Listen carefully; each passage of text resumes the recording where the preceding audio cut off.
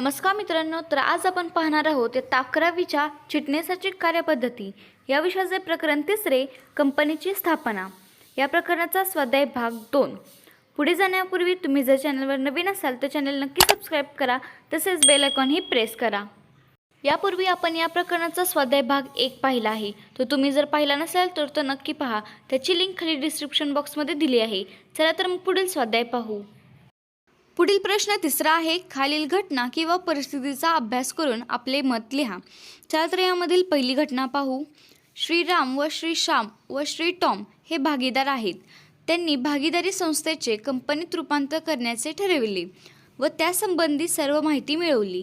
तथापि कायदेशीर औपचारिकतेसोबत कसे जायचे हे त्यांना माहीत नव्हते, म्हणून ते श्री शहा यांची नेमणूक करतात, ज्यांना कंपनी सचिव म्हणून कार्य करण्याचा अनुभव आहे व ते प्रस्तावित कंपनी नोंदणीसाठी आवश्यक कागदपत्रे किंवा दस्तऐवज तयार करतील।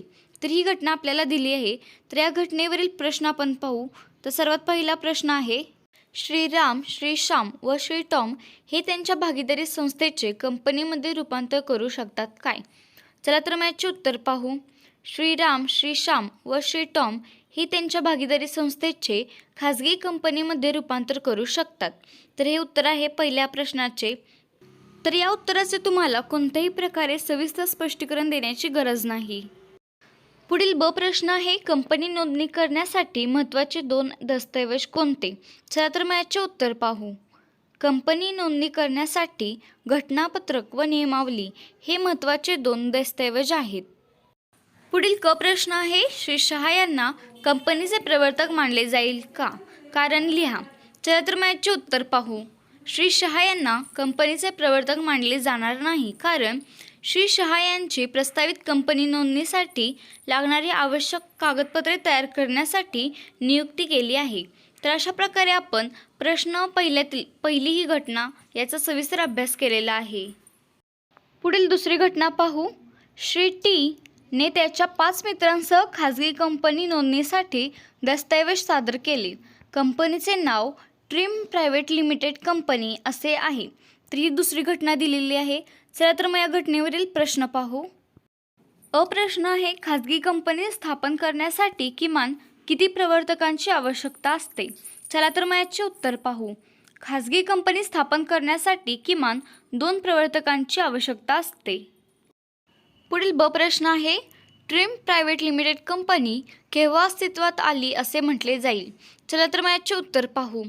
नोंदणी अधिकारी नोंदणी प्रमाणपत्र जारी करताच ट्रिम प्रायव्हेट लिमिटेड कंपनी अस्तित्वात आली असे म्हटले जाईल। पुढील क प्रश्न आहे, कंपनी नोंदणीसाठी कोणते 2 महत्त्वाचे दस्तऐवज सादर करणे गरजेचे असते? चला तर या प्रश्नाचे उत्तर पाहू। कंपनी नोंदणीसाठी घटनापत्रक व नियमावली हे 2 महत्त्वाचे दस्तऐवज सादर करणे गरजेचे असते। पुढील तिसरी घटना पाहू।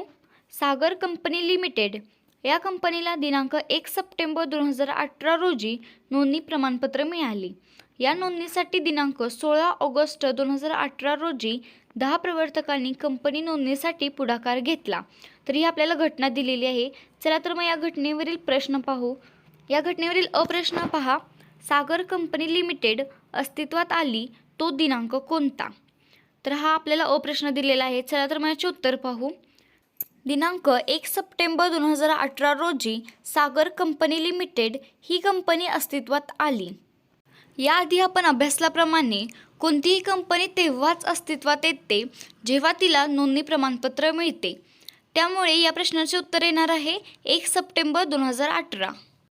पुढील ब प्रश्न आहे, कंपनीला कोणत्या तारखेस कंपनी ओळख क्रमांक मिळाला? चला तर याचे उत्तर पाहू।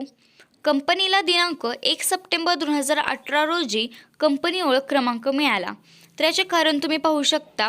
1 सप्टेंबर 2018 रोजी नोंदणी प्रमाणपत्र मिळाले आहे, तर कंपनी ओळख क्रमांक हा नोंदणी प्रमाणपत्रावर नमूद केलेला असतो, त्यामुळे याचे उत्तर येणार आहे 1 सप्टेंबर 2018। पुढील क प्रश्न आहे, सार्वजनिक कंपनीच्या नोंदणीसाठी किमान किती प्रवर्तकांची आवश्यकता असते? चला तर याचे उत्तर पाहू। सार्वजनिक कंपनीच्या नोंदणीसाठी किमान 7 प्रवर्तकांची आवश्यकता असते। तर अशा प्रकारे आपण प्रश्न क्रमांक 3 मधील तिन्ही परिस्थितींचा अभ्यास केलेला आहे। पुढील प्रश्न 4 आहे, थोडक्यात उत्तरे लिहा. चला तर मग यामधील पहिला प्रश्न पाहू. यामधील पहिला प्रश्न आहे, नोंदणी प्रमाणपत्रातील समाविष्ट बाबी लिहा. तर हा आपल्याला प्रश्न दिलेला आहे, याचे आपल्याला थोडक्यात उत्तर लिहायचे आहे. चला तर मग याचे उत्तर पाहू. नोंदणी प्रमाणपत्रामध्ये पुढील बाबींचा समावेश केला जातो. यामधील पहिली बाब आहे ती म्हणजे कंपनीचे नाव. कंपनी नोंदणी अधिकाऱ्याने अधिकृतपणे नोंदविलेल्या नावाचा समावेश कंपनी नोंदणी प्रमाणपत्रामध्ये केला जातो. तर दुसरी गोष्ट पहा, नोंदणीचा दिनांक. ज्या दिवशी नोंदणी प्रमाणपत्र दिले जाते त्याचा उल्लेख नोंदणीचा दिनांक असा केला जातो. नोंदणी प्रमाणपत्रामध्ये नोंदणीचा दिनांक समाविष्ट असतो. पुढील तिसरा मुद्दा आहे, कंपनी ओळख क्रमांक.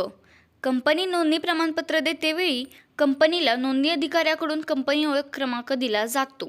हा क्रमांक 21 अंकी असतो. यामध्ये अंक व इंग्रजी अक्षरे यांचा समावेश असतो. तर पुढील 4था मुद्दा पहा, पॅन व टॅन क्रमांक. आयकर विभागाकडून पॅन क्रमांक दिला जातो.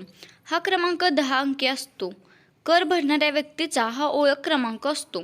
तसेच आयकर विभागाकडून कर वजा करून त्याचा भरणा करण्याची जबाबदारी असणाऱ्या संस्थांना टॅन क्रमांक दिला जातो. टॅन क्रमांक हा 10 अंकी असतो. तर पुढील 5वा मुद्दा आहे, नोंदणी अधिकाऱ्याचा सही, शिक्का व दिनांक. नोंदणी प्रमाणपत्रामध्ये नोंदणी अधिकाऱ्याचा सही, शिक्का व दिनांक समाविष्ट असतो. यामुळे नोंदणीपत्र हे कायदेशीर पुरावा मानला जातो. तर अशा प्रकारे आपण एकूण 5 मुद्द्यांच्या आधारे नोंदणी प्रमाणपत्रातील सर्व बाबींचा सविस्तर अभ्यास केला आहे. पुढील दुसरा प्रश्न आहे, नोंदणी प्रमाणपत्राचे महत्त्व लिहा. चला तर मग याचे उत्तर पाहू.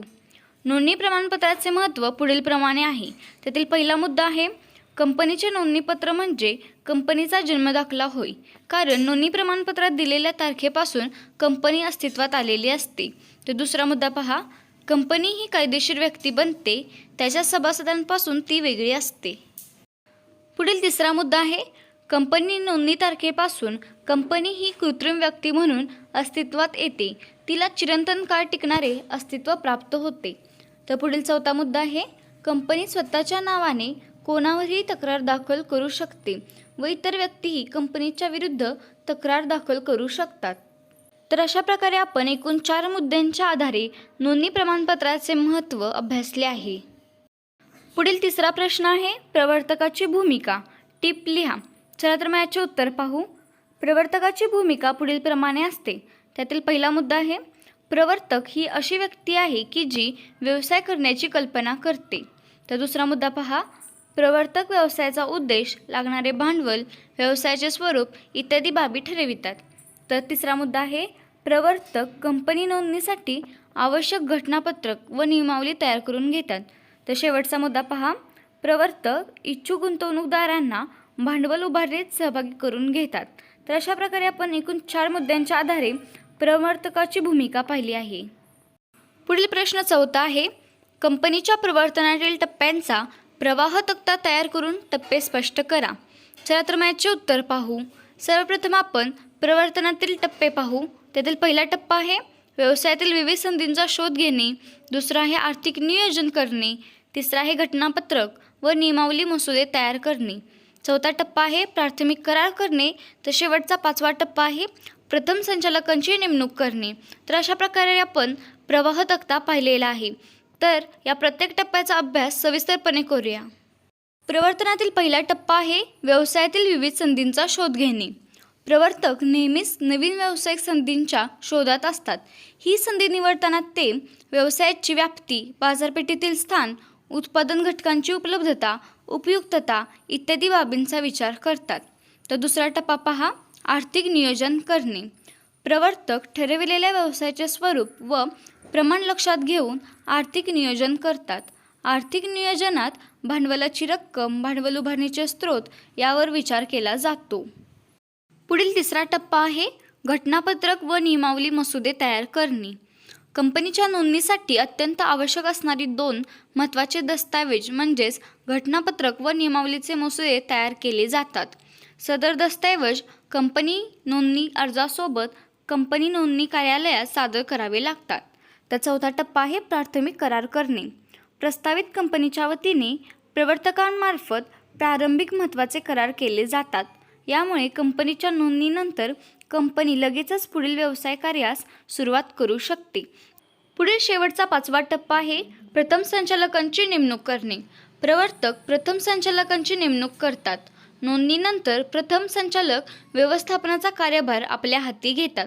तर अशा प्रकारे आपण कंपनीच्या प्रवर्तनातील एकूण 5 टप्प्यांचा अभ्यास सविस्तरपणे केलेला आहे. असेच नवनवीन व्हिडिओ पाहण्यासाठी आपला चॅनल नक्की सबस्क्राईब करा, तसेच बेल आयकॉनही प्रेस करा.